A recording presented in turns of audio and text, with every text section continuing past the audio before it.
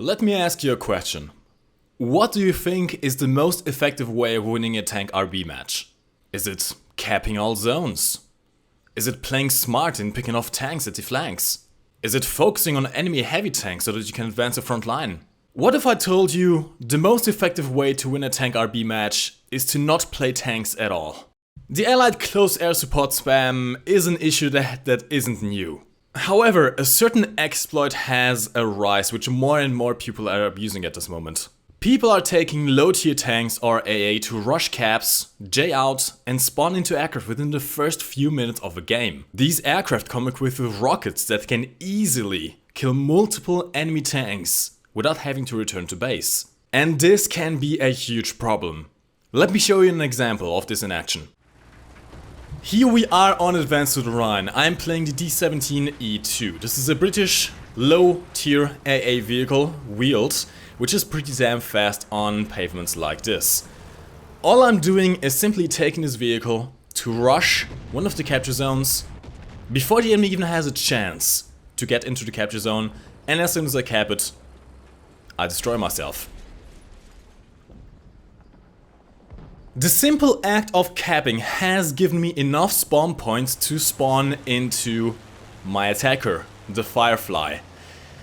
And this thing has 16 RP free rockets. Let me show you what those 16 RP free rockets can do. 10.5 centimeter Tiger II, German heavy tank, one of the most effective tanks the Germans are supposed to have. And guess what? That guy more than likely is out of the game. He has paid the spawn cost for the heavy tank, and he probably hasn't even seen an enemy before I killed him. Over there is a Jagd Tiger and what seems to be a Jagd Panther. The Jagd Panther got destroyed, the Jagd Tiger didn't. The Jagd Tiger only got critical damage, but he's stuck in the same position, he can't move from there. All I have to do is simply turn around and go for another one. We're currently 3 minutes into the game, I already have 2 tanks destroyed. Oh, look at that! 2 tanks lining up! Double kill! Jagd Tiger and a Tiger II. Both very strong tanks and gone in the fraction of a second. Chances are they can't even respawn. You can look at the team list on the right, on the enemy team list. 3 of those guys are already gone. Oh look, there's an RE251. Premium. Very strong tank. A tank that the German team really needs. Gone. You can kind of see the theme here. Now then there I spot a teammate of mine that's currently being attacked by a enemy Tiger II, it seems. Not anymore. And even though I clip my wings and I lose my rockets, that outing has given me enough spawn points to spawn into my next aircraft. The Mark 24 Spitfire. The Mark 24 Spitfire is probably very likely the strongest prop aircraft in the game. And it gets another 8 RP free rockets. Jumping in on the Ostwind, focusing on the AA just to make sure that nothing can shoot me down. Now at this point the Germans have somehow, despite having lost half of their team already, they have somehow managed to spawn into some aircraft. There's currently 2 Bf-109 G6s and an Me-262 trying to intercept me, trying to stop me from completely stomping on their team.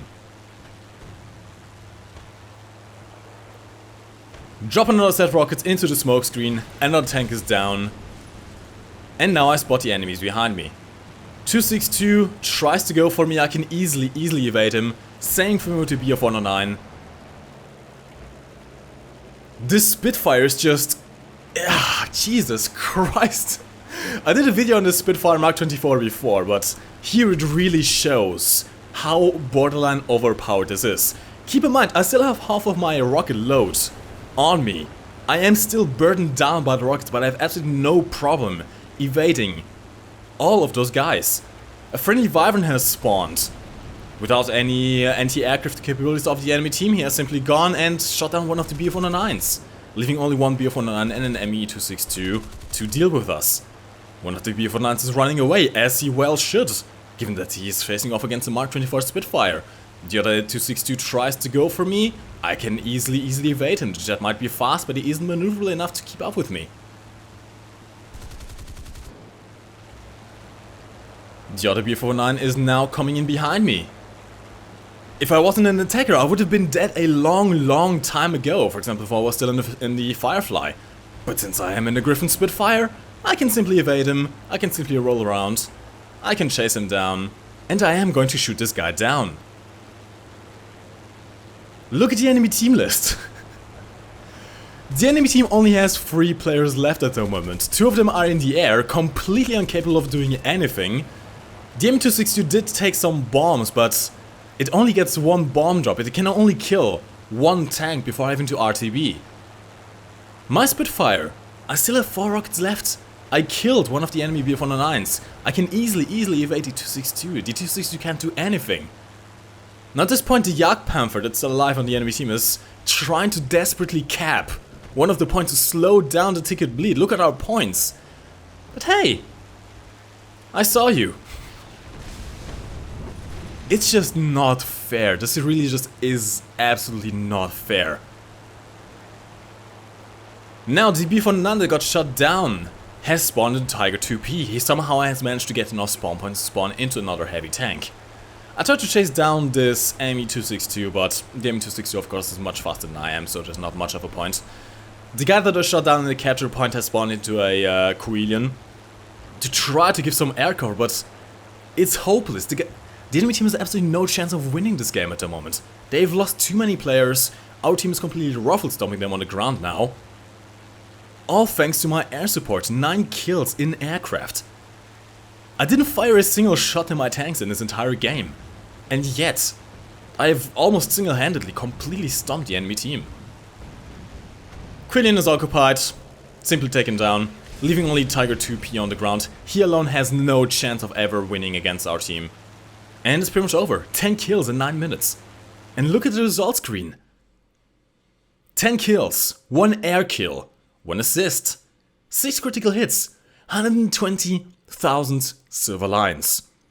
One thing you should notice though is the RP gain. You can notice that I made almost no tank research. In fact, most of the research I've made was aircraft, since aircraft is all I was using. Now you could simply argue, but Mike, this was just an extremely good game, right? I mean, you are good with rockets, you're good with closed air support, you play everything. Certainly the enemy team was going to get ruffle stomped anyways. I mean, how is this overpowered? Yes, it's very powerful, but it's not like you can win games that you shouldn't, right? Wrong. Let me show you the next one. This is the second example. We are in Frozen Pass, and this time I didn't even spawn into a low tier tank to rush the cap. I spawned into Carnarvon. Heavy tank.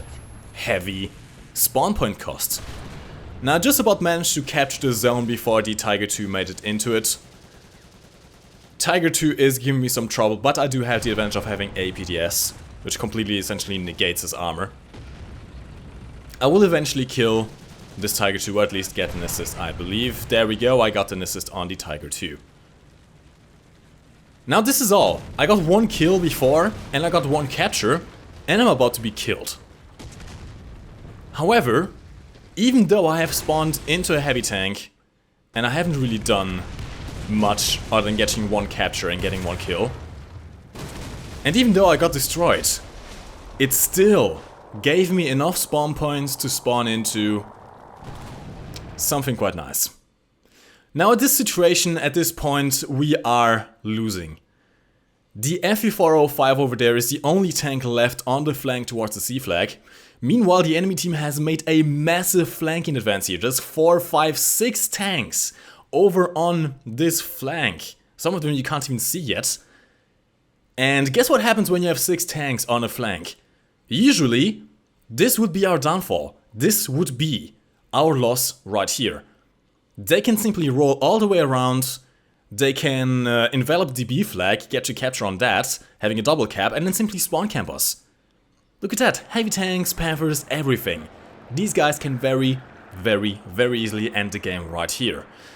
If nothing happens to them.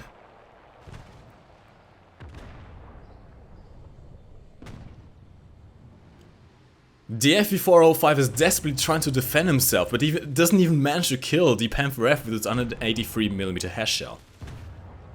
The FV405 is not going to survive this encounter, as you can guess. 1 against 6 tanks, especially with the reloads of the FV405, it's not going to work. But he has backup. I spawn into Spitfire Mark 24 once again, and I immediately kill one of the enemy heavy tanks. There's a Typhoon, a Hurricane actually, also doing some work, but he doesn't really have much ordnance left.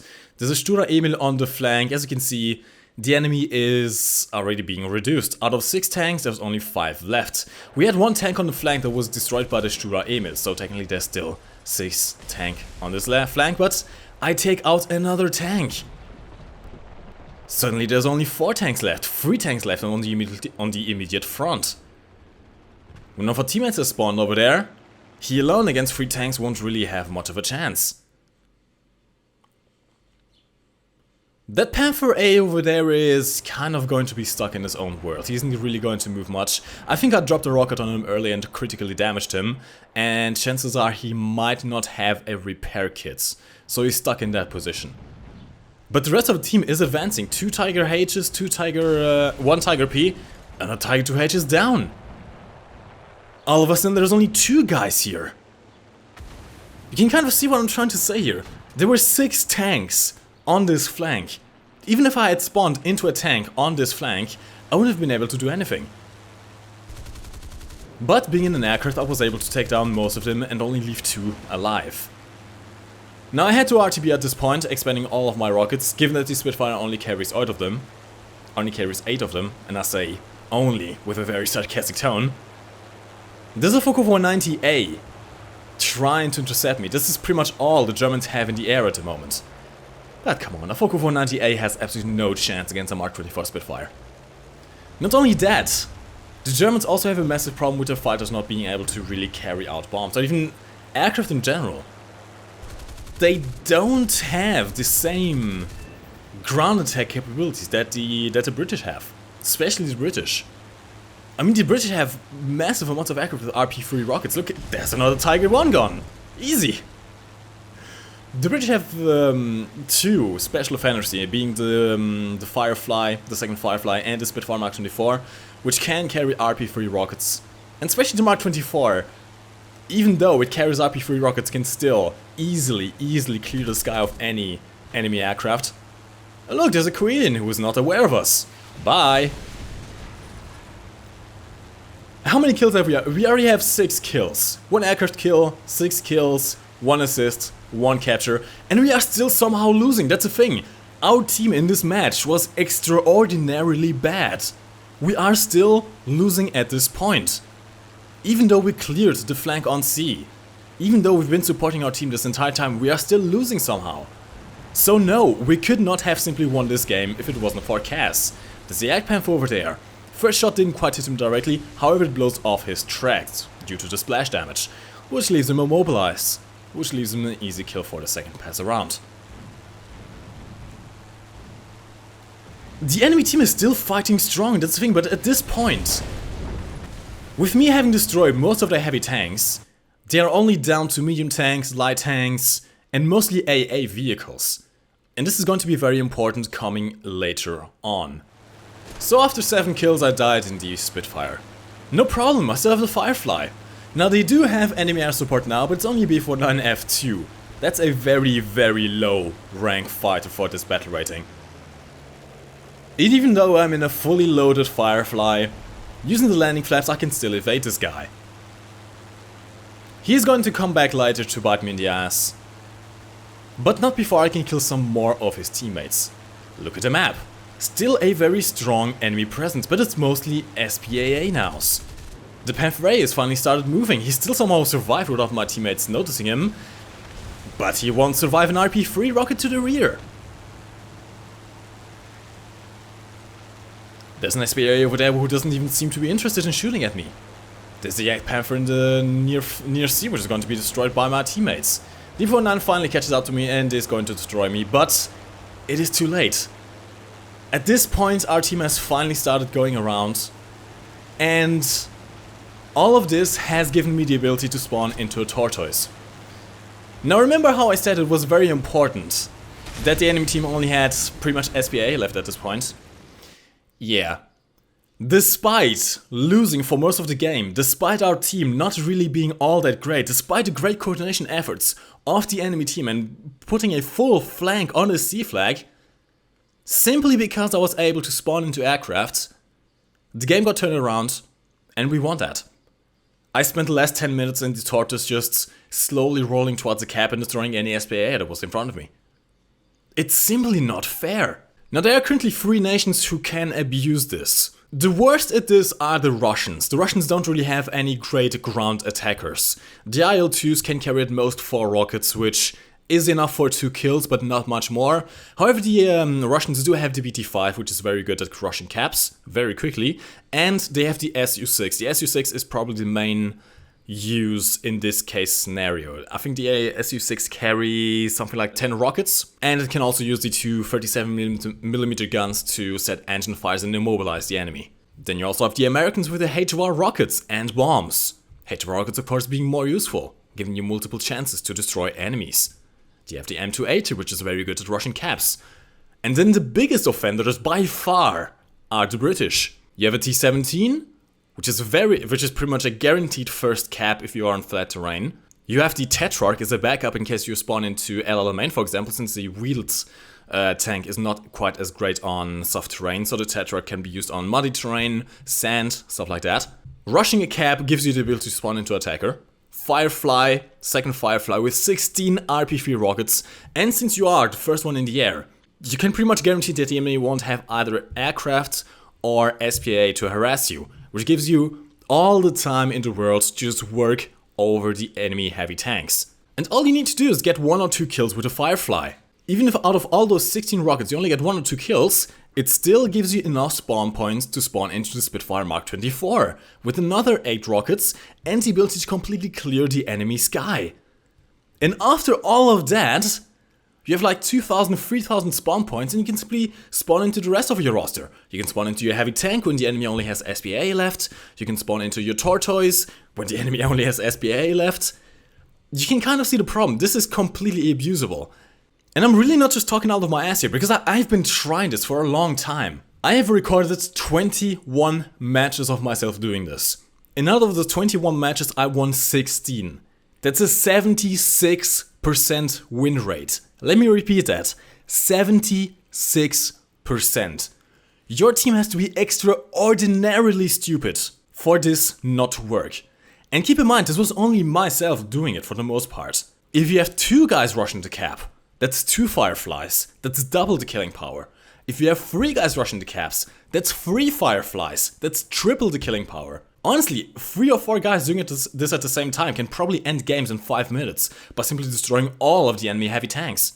And the enemy can't do anything about this. They can't even counter it with their own spawn rushing because they don't have the aircraft for that.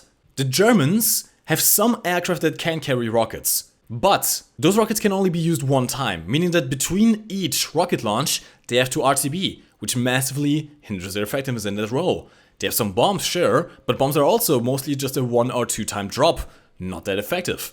Now the Germans do have some aircraft with the 30mm Mk103, which can be used to destroy enemy tanks, but for the most part, they either have very little ammo, or the 30mm don't quite kill the tank but just immobilize it, get engine fire, stuff like that. They are not nearly as effective as rockets are on British or American aircraft. And of course the German fighters simply cannot hang with the Spitfire Mark 24. You do have some great Japanese fighters, but the Japanese fighters have it even worse. They don't get rockets at all as far as I'm aware.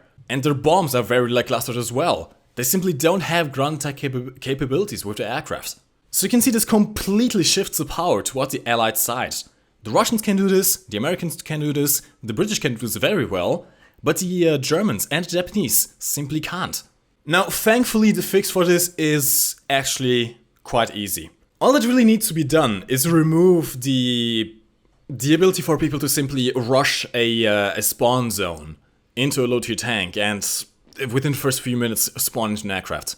Remove that, and whilst the allied cast spam is still going to be there, it's not going to be quite as abusable.